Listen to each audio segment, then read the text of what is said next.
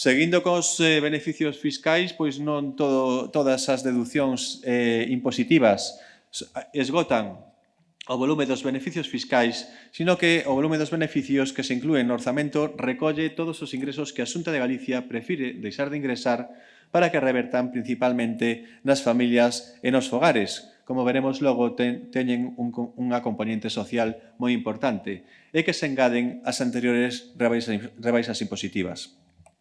Como é habitual, este apartado inclúe todos aqueles ingresos. Para o vindeiro 26, a Xunta de Galicia reforzará de xeito sustancial o volume dos beneficios fiscais hasta os 793 millóns de euros, o que supón 42 millóns de euros máis que este ano. É un aumento de 321 millóns de euros nos últimos 5 anos. Pero se ben é certo que cada ano, na medida das nosas posibilidades, tentamos incrementar esta contía, é moi importante o aspecto cualitativo, como dicía, posto que o 88% son beneficios fiscais de carácter social.